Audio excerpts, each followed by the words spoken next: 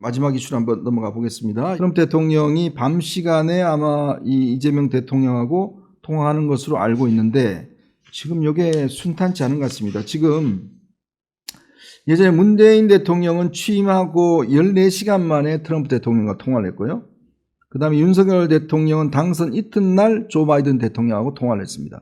한미 간에는 동맹국가입니다. 그렇기 때문에 한미 간에는 미국 대통령이 되면 제일 첫 번째로 하는 게 바로 미국 대통령과 우리 대통령의 전화통화를 통해서 한미동맹의 중요성들 다시 한번 강조하고 이런 것들이 굉장히 중요합니다. 이게 하나의 형식적인 측면이고 그 다음에 시진핑, 그 다음에 뭐 일본 총리 이렇게 순서대로 쭉 통화를 하면서 신고식을 하는 건데요.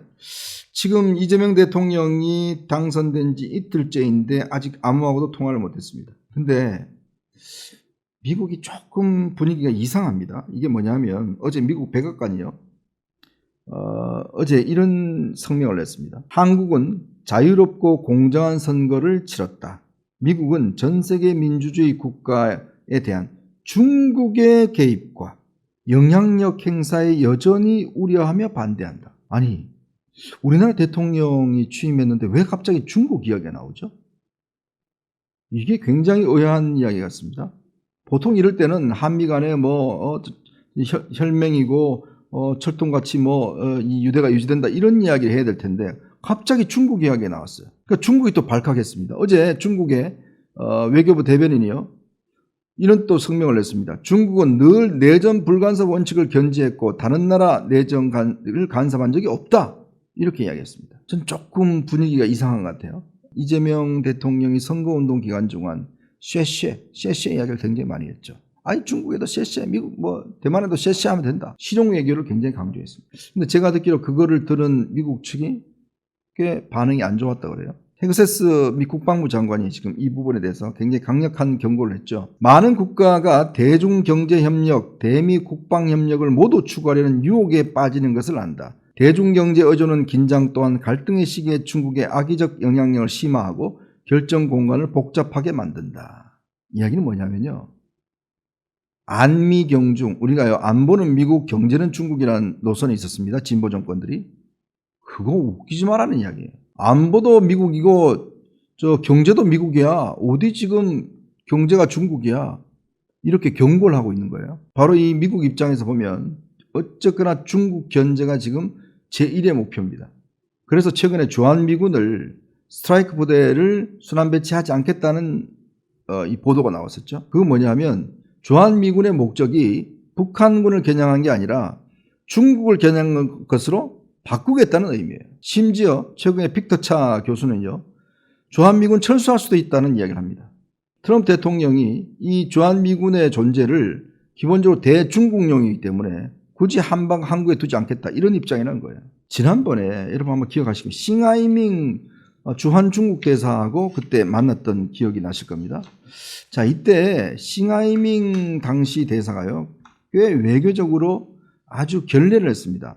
당시에 이재명 이 대표를 옆에다 앉혀놔놓고 주머니에서 꺼내서 적을 읽은 거예요. 적을 읽으면서 뭐라고 이야기했냐면 당시 싱하이밍이 이 중국의 패배에 베팅하다가 나중에 후회한다. 이런 이야기를 했습니다. 중국의 패배에 베팅하다가 나중에 후회한다. 아니 세상에 국장급도 안 되는 주한 중국 대사가 대한민국 제1당의 대표 옆에 놓고 저걸 이야기를 하는데 당시에 이재명 대표와 당시 국회의원들이 전부 다 고개 숙이고 받아 적기만 했어요. 저것 때문에 아주 난리가 났습니다. 자, 이게 뭐냐면 당신들 중국에 안 들다가는 재미없어? 라는 이야기를 공식 경고를 한 거죠. 저거는 중국의 의도적인 그런 이야기였습니다. 그래서 지금 미국에서는 이런 발언과 그 다음에 대중국 외교, 자, 한미동맹 한다는 이야기 당연히 합니다. 그런데 다른 나라와도 실용적인 관계를 하겠다. 그리고 더군다나 1차 윤석열 전 대통령 탄핵안에 보면 북중러를 어떤 면에서 홀대하는 외교를 했다는 게 탄핵 사유에 들어가 있습니다. 이런 것들을 종합해서 미국 입장에서 보면 이재명 정권은 자칫 이거 친중 정부 아닌가? 라는 의심을 할 수밖에 없죠. 그러니까 제가 볼 때는 전화 빨리 하지 마. 왜? 이게 좀 길들이기 비슷하게 하는 거예요. 길들이기 비슷하게. 그러니까 이런 지금 행동들이 나오는 게 아닌가라는 걱정이 있습니다. 거기에다가 어제 인사를 했는데요. 어제 김민석 총리 후보자와 함께 이종석 국가정보원 원장 내정자를 발표했습니다. 근데 김민석 총리 후보자는 잘 아시겠지만 학생운동권이었습니다. 1985년도 서울대 총학생장을 했습니다. 근데 그때 무슨 사건이 있었냐면요. 여기 시내 을지로에 있는 미문화원 점거농성 사건이 있었습니다. 함은경 씨를 비롯해서 학생들이 들어가서 미문화원 점거농성을 했습니다. 미국은 굉장히 충격적이었죠. 당시에 반미 분위기를 아주 촉발시킨 사건이었습니다. 김현장 씨 등이 이제 부산 미문화원 방화 사건도 있었고요. 근데 이 사건을 배후 조종했던 혐의로 당시에 김민석 총학생회장이 구속됐습니다. 구속돼 3년 복역을 하고 나왔는데 3년이 됐죠, 이후에. 그리고 뭐 미국에 가서 공부도 했습니다. 근데요, 미국은요, 반미 운동을 했던 사람들에 대해서 비자를 발급을 안 해주는 전례가 있습니다. 이게 사실 지난번 임종석 전 비서실장 미국 한번 가려다가 비자가 안 나와서 꽤 고생을 한 적이 있어요. 왜? 미국은요, 반미 운동을 했던 사람들을 블랙리스트로 해서 비자 발급을 잘 해주지 않습니다. 물론 김민석 지금 총리 후보자는 그 다음에 국회의원도 하고 뭐 미국 유학도 하고 해서 뭐 풀렸습니다만은, 근데 미문화원 점거 농성 사건을 배후 조종했던 사람을 총리로 내세운다. 그것과 플러스 이종석 국가정보원장 지금 내정자, 이분은요 노무현 때 NSC 사무처장을 했고 통일부 장관을 했습니다. 근데 이분이 무슨 분이냐면 대표적으로 우리나라에서 북한을 내재적으로 봐야 된다. 여러분 내재적이라는 말 좀 한번 최근에 들어보셨죠? 유시민 작가가 설란영 여사를 내재적으로 접근하니까 지금 제정신이 아니다 이런 거 아니겠습니까? 내재적 접근이라는 게 옛날에 이게 독일에 서독에 있는 학자가 이걸 이야기를 했어요. 내재적 접근, 즉 서독이 동독을 자신들의 잣대로 보는 게 아니라 동독의 관점에서 봐야 된다. 그래서 이 내재적 접근 이야기가 처음 나왔는데 알고 보니까 나중에 이 사람이 동독 간첩이었습니다. 마찬가지로 지금 국내에서 북한을 내재적으로 바라봐야 된다는 주장하는 대표적인 사람이 바로 이종석입니다. 근데 이종석이라는 사람이요, 북한은 뭐냐면 북한은 조선 왕조가 끝나고 난 다음에 사실은 민주주의가 할 틈이 없이 바로 김일성 왕조로 이어집니다. 그러니까 이 입장에서 뭐냐면 내재적 그 접근론자들은 이거 정통성이 있다. 3대 세습이. 3대 세습이 정통성이 있다고 보는 거예요. 왜? 조선 왕조가 사실상 북한 왕조로 이어지는 거니까. 북한 사람들 입장에서 보면 왕을 모시다가 김일성을 모시는 거 똑같은 거예요. 그래서 내재적 접근론이라고 이야기하는 겁니다. 이게 그 다음에 이제 임동원, 이종석 이런 사람들이 뭐 있습니까? 북한하고 협상론자입니다. 근데 왜 이재명 대통령이 이종석 씨를 국가정보원장 임명했을까요? 북한과 뭐 한번 해보겠다는 거였죠. 왜? 윤석열 정부는 아예 문을 닫아버렸으니까. 그러니까 이제 지금 또 이분들이 예전에 이종석 씨가 노무현 시절에 아주 중요한 외교 노선 싸움이 있었습니다. 외교부 내에서 자주파와 동맹파가 대판 싸운 적이 있어요. 즉 동맹파는 한미동맹을 중시하는 그룹이었습니다. 윤영관 당시 장관을 비롯해서 한미동맹을 중시하는 파가 있었는데 자주파가 있었어요. 우리끼리 해야 된다.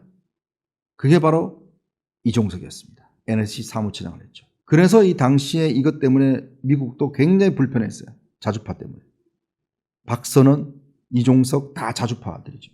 그러니까 이런 사람을 지금 국가정보원장으로 임명하니까 미국 입장에서는 너희들끼리 한번 해보겠다고? 이런 식으로 입장을 바라볼 수밖에 없죠. 또 한번 해보겠다는 거야? 문재인 때 했던 또 북한하고 뭔가 짝짝꿍 해보겠다는 거야? 이런 어떤 의심을 살 수밖에 없는 거죠. 즉 총체적으로 지금 미국이 이재명 정부가 너무 중국하고 가까운 거 아닌가? 안미경중 계속하는 거 아닌가? 그리고 북한하고 뭘 해보려고 하는 거 아닌가? 그리고 지금 보니까 다 운동권 출신들이네. 강훈식 비서실장, 건국대학교 총학생회장 출신. 자, 지금 김민석 총리 후보자, 서울대 총학생회장 출신. 이종석, 내재적 접근론자. 뭐 이런 사람들이 지금 딱 포진하고 있으니까 이게 뭐지라고 하는 우려가 있는 거죠.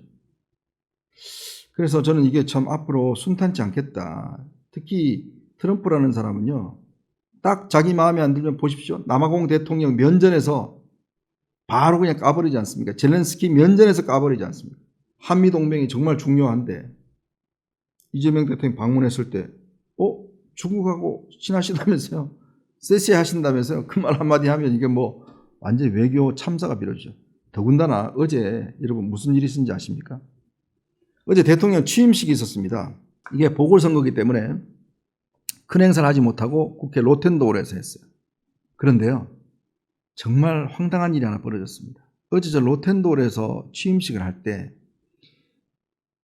외교사절이 한 명도 오지 않았어요. 즉 주한 대사들이 한 명도 안 왔습니다. 이게요, 황당한 일이 뭐냐면 문재인 전 대통령이 당시에도 그 탄핵 때문에 여기서 했지 않습니까? 그때는 외교사절이 다 왔어요. 근데 어제 주한미 대사 비롯해서 그다음에 주한미 사령관 못 왔습니다.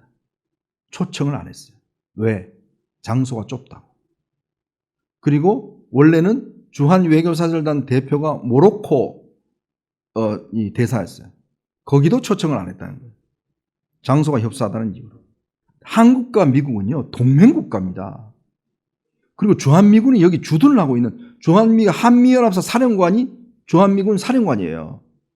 이거는 두 나라 간의 관계는 다른 나라하고는 전혀 다른 관계입니다. 국회의원 몇 명 빼도 돼요. 저 국회의원도 뭐하러 다 갑니까? 저기 여당 국회의원 안 그래도 숫자도 많은데 반은 오지 마라 그러고 거기에 당연히 외교사절들을 앉혔어야 되죠. 아니 대한민국 대통령이 취임하는데 외교사절이 한 명도 없다? 더군다나 주한미 대사도 없고 주한미 사령관도 없고 이게 말이 되는 이야기입니까? 장소가 협소하다고 해서 이미 그러니까 이재명 대통령이 되고 안 되고 문제는 뭐 그다음 당일 알았겠지만 6월 4일 날 취임식이 있다는 건 다 알려진 사실 아닙니까? 그러면 외교부나 이런 데서 이쪽 당선자 측과 협의를 해서 초청을 해야 될 거 아닙니까? 외교대사관들이 다 대기하고 있을 거 아니에요. 이 나라 대통령이 취임하고 그 사람들 입장에서는 제일 큰일 아니겠어요? 여기 나와 있는 대사들이 제일 큰일이 뭐겠습니까? 대통령 임명하는 거, 그 인사 한번 하는 거 그게 제일 큰 거고 그거 다 각국에다가 보고할 거 아닙니까? 근데 아무런 대사도 안 오고 주한미 대사도 안 오고 이게 제가 볼 때는 정말 좀 상식적으로 납득이 안 되는 일이 벌어졌습니다. 여기에다가 지금 뭐 오늘 중으로 아마 트럼프 대통령하고 통화를 할 것 같습니다만은 미국과의 관계가 삐걱거리는데 사실은 이 지금 어제 보니까 거의 뭐 민주당 국회의원들 자기들끼리 잔치가 됐어요. 근데 취임식은 그게 아니지 않습니까?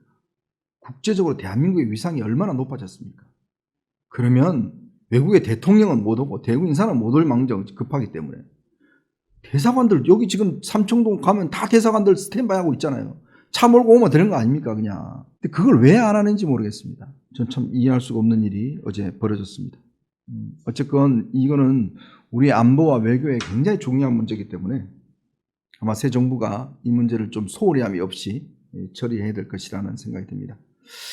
네, 오늘 뭐 몇 가지 말씀드렸습니다. 참 걱정도 되는 지점도 많고 여러 가지 우려되는 지점도 있습니다만은 어쨌건 새 정부가 어제 경제 관련된 긴급 회의를 열었습니다. 지금 경제 문제가 굉장히 심각합니다. 이 문제만이라도 빨리 해결해 준다 그러면 아마 많은 국민들의 지지와 찬사를 받지 않을까라는 생각이 듭니다. 오늘 방송 여기서 마무리하겠습니다. 시청해주신 여러분 고맙습니다.